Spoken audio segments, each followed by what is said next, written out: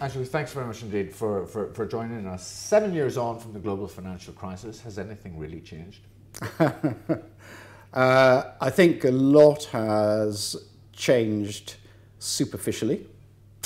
I think deep down in particular within financial institutions, the reality is that not much has changed. And that's the central dilemma with which many regulators around the globe are now struggling. And why is that? I think that the initial response to the crisis that was very, very rapid was just effectively for bank regulators in particular and central banks to say, how do we fireproof the system against failure? And you can see that a lot of the work being done in the early days, and actually which continues to be done, is all around putting safety nets in place. And it's really about bank capital. That's what it all kind of really boils down to in the Basel standards, etc. But there's a kind of underlying assumption behind safety nets, and the assumption is the trust deficit, which is to do with conduct within financial institutions, and the public's perception around that is something that you have to live with. There's that kind of view, because if there wasn't a trust deficit and there was a great deal more of trust in the financial system and the actors within it, you wouldn't actually necessarily need the safety nets that have been put in place across the system. So I think that's the first thing. The second thing that happened, which is really, really significant, is that I think financial institutions were getting used to the idea that there was a price to pay in terms of additional capital charges, etc., which is a financial cost of doing business. And they were relatively content with complaining about it, but also getting used to it and reconfiguring their businesses around that. And it wasn't necessarily easy, but nevertheless it was livable with. The thing that changed, the real game changer, was effectively the conduct scandals, pure conduct scandals in 2012, the most significant of which was libel. Because that's when the focus changed to what's really going on. Yes, we have the safety nets, but what's really going on within financial institutions. And is that when regulators woke up? I think that's largely true. And you can see even from, we're sitting in IOSCO headquarters at the moment, you can see even from IOSCO's perspective, I think and its members did a heck of a lot of work as a result of that to come up with things like the benchmark reform and such like. So I think, yes, I think that's when regulators did wake up. But there's a long journey, because this trust deficit is something which now informs the entire relationship between many financial sector institutions, not just banks, I have to say, and we get into asset management and such like, and their end users, which ultimately, and we had a discussion earlier on today at the event we're out here about this new interest group, as it were, which is all of the pensioners who are going to be retiring on defined contribution schemes. That interest group is at one end of the spectrum. They need protection, obviously. The question is, can the regulators and the financial system, whose objectives still are very, very short term, deliver what this group needs, whose objectives are, by definition, incredibly long term? Market conduct regulators have tended to focus on problems within individual institutions, right? So we've had individual settlements with Barclays, with RBS, with UBS, for example. But we've now seen the entry into the space of competition regulators who are looking at this much more holistically and are suggesting, and in fact stating openly, that in actual fact what we have witnessed with the LIBOR and associated scandals is the operation of a cartel at the heart. And particularly in Europe, and they've made that very explicit.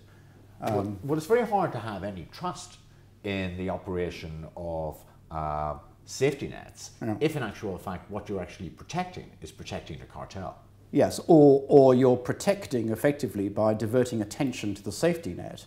You're protecting or even acknowledging that financial institutions have changed so much within 25 years that the idea, which seems very quaint and old-fashioned these days, that your major asset in a financial institution is reputation, is now no longer the case. And right now, what you're dealing with is a continued problem around, again, what has been labelled trust, but it's around short-term versus long-term, effectively. But if, in actual fact, it is a cartel, is that global agenda that we've seen, which has been, people have laboured on for years, right? Ultimately, has it been based on a false assumption? Possibly. And there's an aspect of this which I think is really important, which is when you're dealing with financial services, the subject matter is deeply obscure, even for regulators. We struggle to understand, putting it in simple terms, what's going on. Now, if we struggle to understand what's going on within a single financial institution, trying to understand what's going on as between institutions, recognizing that the big actors in the financial world are actually relatively few. And we also have this perverse thing happening, which is that the safety nets that have been put in place have favored the growth of large institutions. They get even bigger. So even bigger institutions that should not fail, or there's a fear about them failing. So you end up with something that looks a little bit like the sort of ecology which is conducive to anti-competitive conduct. It must do, if you basically have a regulatory system that favours the large and favours the few. But there's a danger then, is there not? What we're doing ultimately is privileging the politics of symbolism. We're creating the illusion that something fundamental has changed and that protection is there. Yeah. But in actual fact, we're not dealing with the substantive normative problem. And normative problems can't be solved by technical measures alone. And actually, normative problems can't necessarily be solved by regulators. They can be solved by politicians. And to be at the risk of being really overly simplistic, what did we have before the financial crisis? We had asset prices effectively being inflated through a political decision to allocate credit to expanding housing markets, basically. And then we had the financial system as an adjunct to that with securitization problems, subprime, etc. So we had that. Now the solution post-2008 in reality has been to inflate asset prices. Again, it's a get out of jail free card, except it actually isn't free at all. So we have a kind of mirror image of what was happening before the crisis and what's happening now. Those decisions are largely political decisions. They're largely political decisions, and also they are decisions that also involve independent or sometimes semi-independent central banks. But nevertheless, fundamentally, they're political decisions, as opposed to the sort of regulatory decisions that securities regulators are used to. And is there the political will, do you think, to actually address the elephant in the room? No. And why is that? Because I think if you address the elephants in rooms, firstly, once you've unveiled them, you've decided it's there, are usually too heavy to move. And if you try to move them, you're going to break lots of things. So the idea of really moving past the orthodoxies post-crisis, and there are quite a few orthodoxies, incidentally, in place at the moment. There are orthodoxies about too big to fail. There are orthodoxies as to how to deal with that, as if it's some sort of free lunch. With bail-in and all these sort of other sort of techniques. Ultimately, it's only a question of who pays in practice. It's never free. It's a question of who pays, and that really hasn't been, I think, closely examined.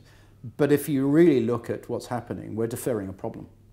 We're deferring a problem about debt, we're deferring a problem about credit, and we're deferring a problem about the fact that financial institutions and intermediaries have transformed their businesses to such an extent in a political environment that has encouraged that it's very hard to pull it all back from the brink. I mean, just look at asset managers and the way in which they're effectively, or many of them, divorced from and not interested in because there's no incentive to be in corporate governance. So I don't think there's the political will to really tackle it head on. No. And if there isn't the political will, then perhaps the only thing that's left is to ensure that the leaders of financial institutions, the directors of those institutions, take their responsibilities to society seriously. And so there has to be a mechanism of actually specifying and holding to account their commitment to stated values. That's right. I think the problem with a lot of the conversations about values and about ethics within institutions and such like, it's very fuzzy and it can be really, really trite, and it's very easy to sign up to by leaders. I'll just give you an anecdote. A couple of years ago, we were putting in place some regulatory proposals that were very unpopular with banks on the surface. And we then had some discussions with leaders of the banks. And we said, really, in a closed door, what do you think about these proposals? Because they are tough, they require, there's new liability. What's your reaction? The reaction was something like this: we have to say publicly that we oppose these proposals.